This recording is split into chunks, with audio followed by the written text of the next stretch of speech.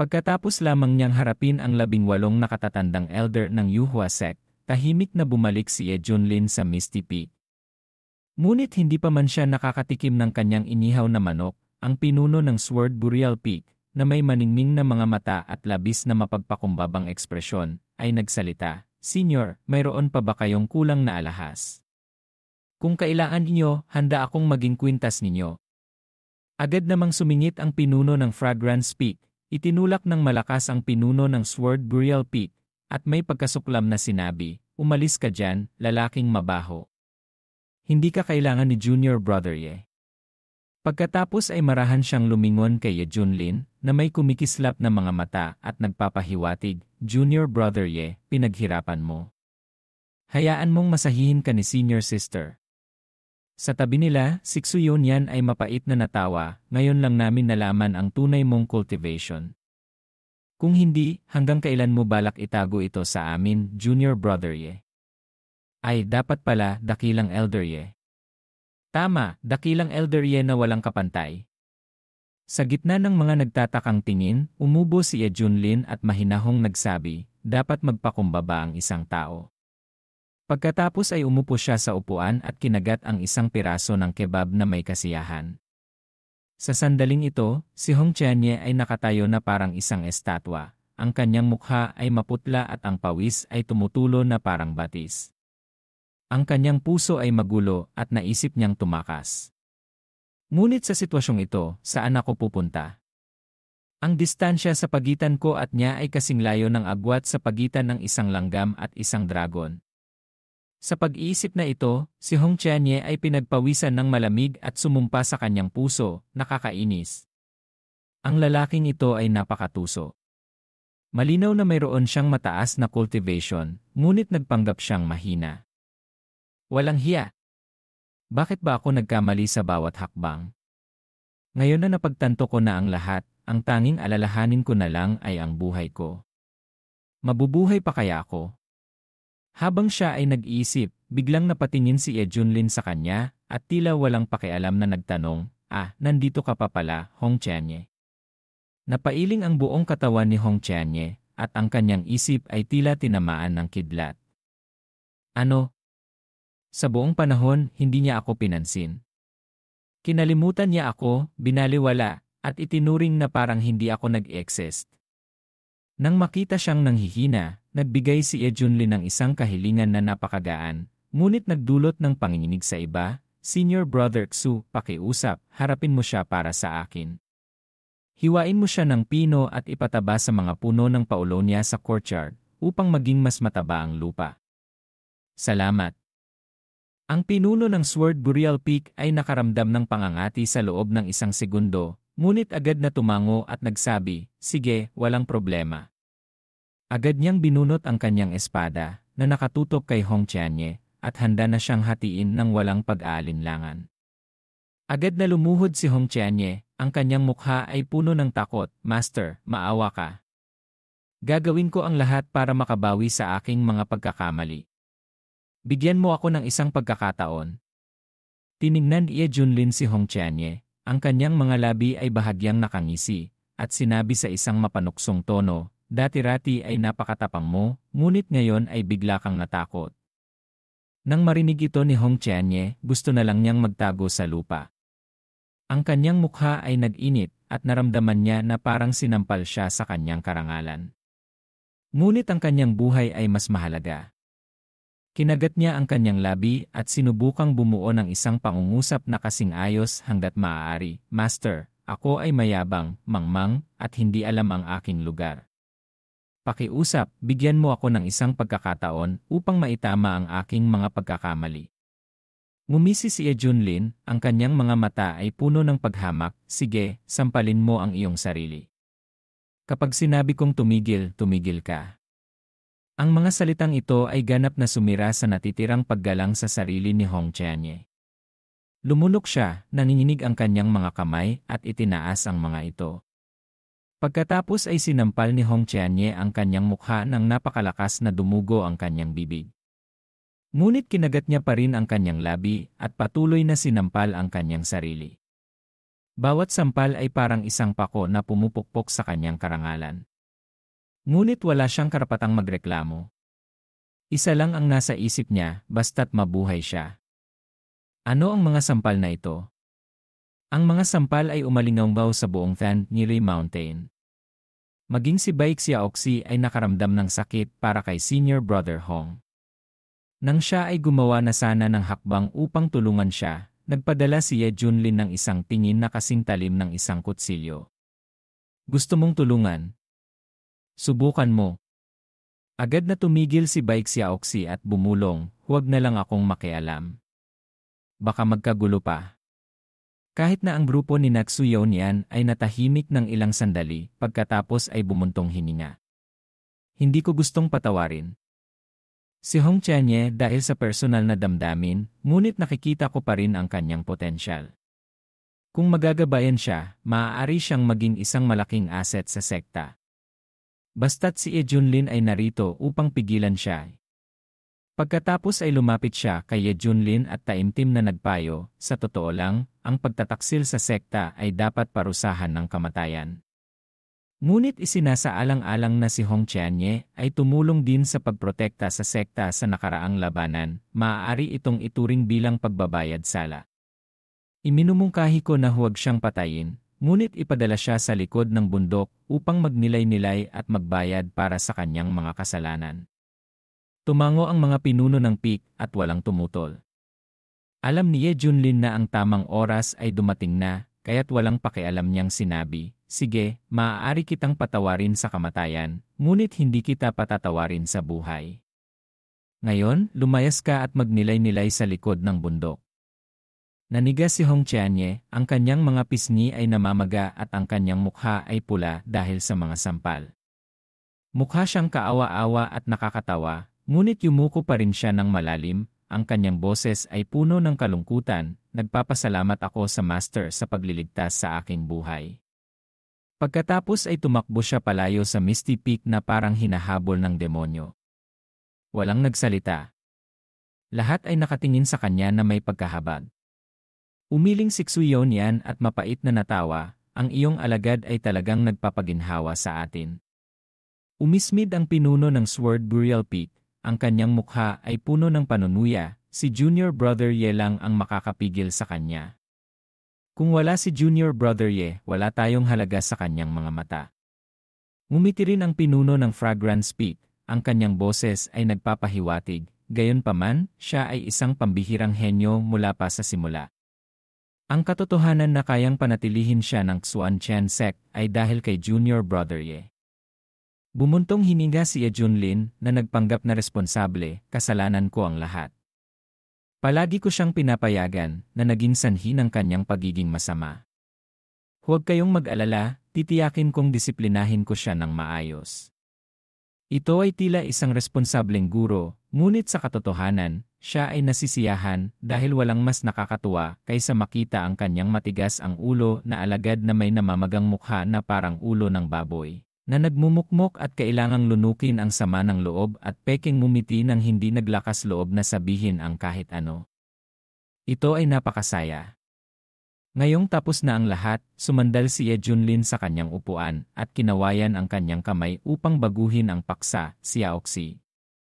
Pagkarinig ng pangalan niya, isang maliit na figura ang lumapit mula sa malayo, narito po, Master. Gusto kong kumain ng hotpot. Okay.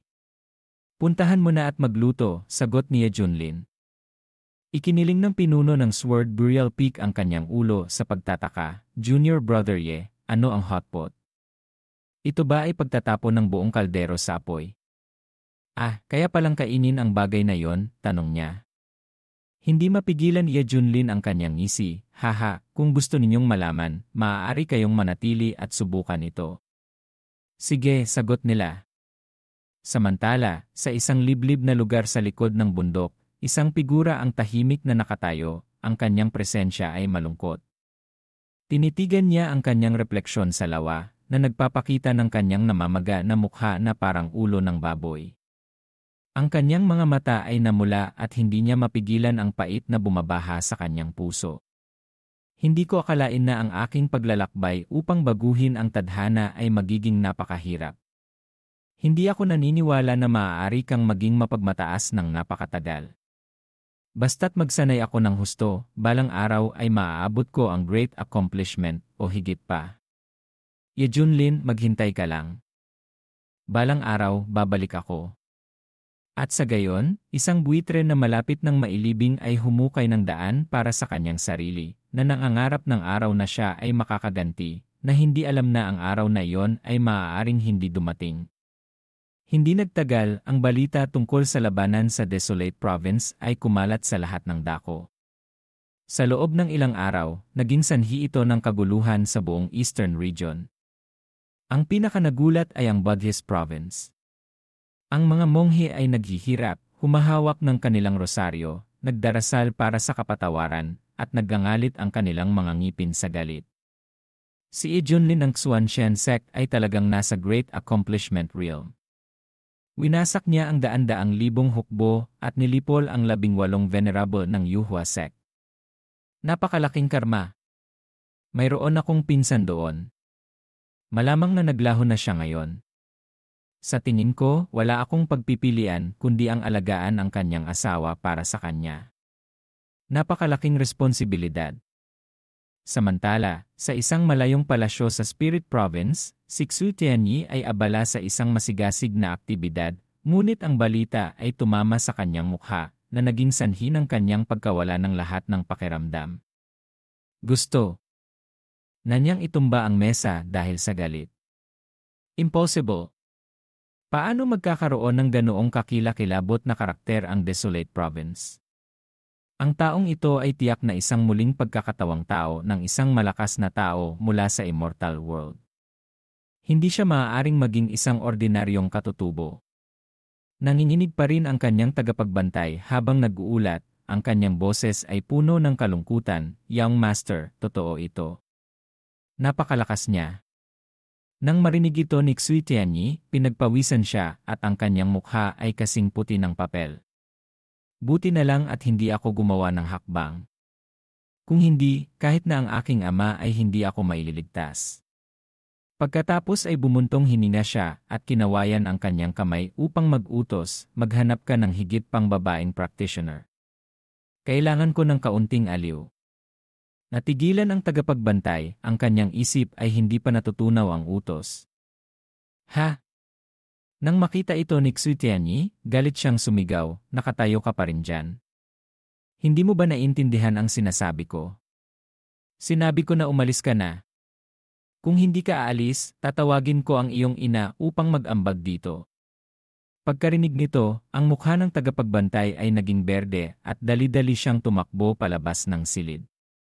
Ayaw talaga niyang tawagin ang kanyang ina upang mag-ambag sa kakaibang libangan ng kanyang Young Master. Opo, Young Master. Sisiguraduhin kong hahanapin ko kaagad. Samantala, ang Yuhua sect ay hindi naiiba sa isang malaking punerarya. Ang buong sekta ay natatakpan ng isang atmosfera ng kamatayan. Mula sa mga disipulo sa outer sect hanggang sa mga core elder, lahat ay naninigas ang mukha, maputla na parang nakakita ng multo sa araw. Impossible. Natalo na ba tayo? Kahit na ang 18 core elder ay dinurog tulad ng pagkain ng baboy. Wala man lang nakaligtas upang makabalik at sabihin ang kwento. Sa ilalim, si Elder Mo mula sa Enforcement Hall ay nakaluhod sa isang tuhod, ang kanyang mga mata ay pula, at umiyak, totoo ang balita. Alam na ng buong Eastern Region na tayo, ang Yuhua sect, ay nakaranas ng matinding pagkatalo. Nanginginig si Chen Xiao, umurong ng ilang hakbang, at bumagsak sa lupa. Ang kanyang mukha ay maputla, ang kanyang bibig ay ngumingisi, si Junlin ay talagang marunong magtago ng cultivation. Nagpanggap siyang mahina para tuksuhin ako. Paano ko ginugol ang maraming taon sa pagsasanay at pagsisikap na umakyat sa combination realm para lamang magkaroon ng kwalifikasyon para makipaglaban sa kanya? Ngunit hindi siya nasa combination realm, kundi nasa great accomplishment realm. Tinitigan ng nagdadalamhati na Holy Son, hinikayat ni Elder Mo, "Holy Son, huwag kang mawalan ng pag-asa. Ang matandang demonyo na puti ang buhok ay nabuhay na ng ilang libong taon. Paano siya magkakaroon ng ganoong malalim na cultivation? Bata ka pa at marami ka pang haharapin. Sa iyo, ang Great Accomplishment Realm ay isang yugto lamang, habang sa kanya, ito ang huling hintuan. Higit pa rito, mayroon kang talento ng isang immortal. Nagulat si Chen Xiao at ang kanyang mga mata, na dating madilim, ay unti-unting lumiwanag. Tama. Gusto kong maging immortal sa hinaharap. Paano ako matatalo dito? Hindi ba Great Accomplishment Realm lang yon? Balang araw, malalampasan ko rin yon. Ang tumataas na momentum na ito ay nagpaginhawa kay Elder Mo, ngunit bago pa man siya makaramdam ng kaligayahan, biglang naggangalit ang mga ngipin ni Chen Xiao, ang kanyang mga mata ay kumikislap ng determinasyon, at sinabi ang isang pangungusap na ikinagulat ni Elder Mo. Elder Mo, iulat mo ito sa itaas. Gusto kong magsanay ng True Sunfire ng maaga upang mabilis na madagdagan ang aking cultivation. Bumuka ang bibig ni Elder Mo, nanlaki ang kanyang mga mata. Halos magsimula na siyang magduda sa buhay. Holy Son, ano ang gusto mong sanayin? Ang True Sunfire. Ang bagay na iyon na naging sanhi ng paglalaho ng maraming malalakas na tao sa lugar ng subukan nilang linangin ito. Ang bagay na hindi naglakas loob na ilabas ng sekta dahil sa takot na maging abo ka. Kailangan mong malaman na ang True Sunfire ay hindi isang kamote na ihahagis sa oven, ngunit isang apoy na bumagsak mula sa langit daan-daang libong taon na ang nakalipas. Nang araw na yon, sinunog nito ang buong Than Province. Ang mga tao ay nasa kahirapan, at ang mga malalakas na tao mula sa lahat ng dako ay pumila upang subukang supilin ito. Bilang resulta, lahat sila ay nasunog hanggang sa abo. Sa huli, ang founding ancestor ng Yuhua sect ang gumawa ng hakbang at gumamit ng banal na kapangyarihan upang isara ito sa Forbidden Land. Simula noon, walang naglakas loob na hawakan ito. Holy Son, naiintindihan ko ang iyong kalooban, ngunit marahil ay dapat tayong kumalma. Bagamat mayroon kang Son Immortal Body, kalkulado ng mga elder na dapat kang maghintay hanggang sa maabot mo ang Great Accomplishment bago ka payagang linangin ito, dahil mas mataas ang cultivation, mas nababawasan ang sakit at tumataas ang rate ng tagumpay. Kung mabigo ka, magiging abo ka na. Sa pagsasabi nito, pinagpawisan si Elder Mo at naramdaman na ang bagay na ito ay napakadelikado. Nagngangalit ang mga ngipin ni Chen Xiao. Ang kanyang mga mata ay maliwanag na kumikislap at binigkas niya ang bawat salita, gusto kong muling ipanganak. Nang makita ang tumataas na determinasyon ng Holy Son, nakaramdam ng kaunting pagkadama si Elder Mo. Ang kanyang mga mata ay unti-unting nagbago, sige, iulat ko ito sa itaas, ngunit dapat kang maghanda ng iyong isip ng husto. Pagkatapos ay mabilis na tumalikod si Elder Mo at umalis, ngunit patuloy pa ring tumutulo ang kanyang pawis. Samantala, umupo si Chen Xiao na nakakrus ang mga binti, ang kanyang isip ay biglang naging malinaw. Naramdaman niya na parang nalinawan na siya. Ngunit lumitaw ang isang magandang figura sa kanyang isip. Nang tignan ang pulang figura na iyon, kinuyom ni Chen Xiao ang kanyang kamao. Ang kanyang mga mata ay puno ng sama ng loob. Ye Junlin, sa susunod na magkita tayo, kukunin ko ang iyong buhay. Ngunit kung gusto kong harapin ang aking guro, kailangan ko munang harapin ang kanyang disipulo. Pagkalipas ng ilang buwan, sa Xuan Chen Sect, sa Misty Peak, ang langit ay asul, ang mga ibon ay umawit, at si Ye Junlin ay nakahiga sa isang upuan, nakasuot ng sunglasses, nakasuot ng kristal na salamin, na nagpapakita ng isang malaking taikoon na tinatamasa ang kanyang buhay. Hong Chenye, ibuhos mo ako ng baso ng 1,982 grape juice. Kalmadong yumuko si Hong Chenye, ang kanyang mukha ay walang ekspresyon, ang kanyang mga galaw ay kasing husay ng isang high-class butler. Opo, Ginoong Ye. Humigot si Ye Junlin, bahagyang nangungulimlim ang kanyang mga mata sa paghanga. Napakahusay. Sa kanyang puso, umiiyak na si Hong Chenye. Baliw na naman ang demonyong ito. Kailan kaya matatapos ang aking pag-aalipin? Ngunit hindi niya ito masabi.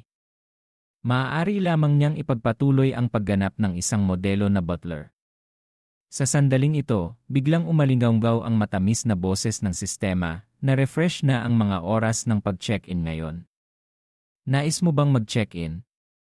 Nagbulong si Junlin sa kanyang puso, sige, gawin na natin. Binabati kita sa host sa pagkakaroon ng isang pagsabog sa iyong personalidad at pagtanggap ng isang kataas-taasang antas na mount. Bago pa man matapos ang boses ng sistema, ang baso ng alak sa kamay ni Junlin ay nahulog sa lupa. Nagulat si Tianye at sumigaw at agad na sumisid sa lupa. Alam ng disipulo ang kanyang pagkakamali. Ngunit sa sandaling ito, wala nang pakialam si Junlin sa labas ng mundo. Siya ay lubos na nasasabik, ang kanyang puso ay tumitibok ng malakas, at humihina siya ng mabilis. Sistema, sabihin mo pa. Ano ang mount na ito? Binabati kita sa host sa pag-unlock ng isang limitadong edisyon na cute na banal na hayop. Pangalan, Kunpeng. Sa kasalukuyan ay maliit pa lamang, ngunit naabot na ang Great Accomplishment Realm. Mangyaring tratuhin siya ng mabuti. Huwag hayaang maging kebab siya. Naramdaman ni Junlin ang kanyang puso na tumitibok ng mabilis. Kunpeng. Isang super dominanteng sinaunang banal na hayop. Isa sa mga pinakamakapangyarihang nilalang sa Sansinukob. Maaari itong lumipad sa langit, lumangoy sa ilalim ng dagat, at magtanghal pa ng mga trick kapag wala itong ginagawa. Ito ay perpektong maraming gamit na alagang hayop. Isipin mo na lamang ang isang gwapo na tulad ko, kailangan ko bang maglakad ng napakahirap sa kalsada? Hindi ito katanggap-tanggap. Mawawalan ako ng napakaraming imahe. Buti na lang at hindi walang silbi ang sistema at agad na binawi sa akin ang Kunpeng Mount.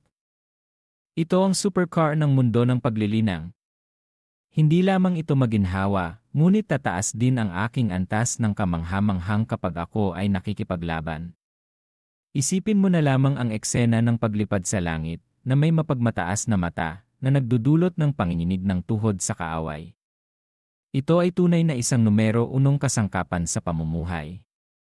Si Hong Tianye ay nakatayo sa tabi na may punong-puno ng mga tanong ang mukha. Ano ang nangyari sa taong ito? Bakit ganoon na lang kasaya ang kanyang mukha?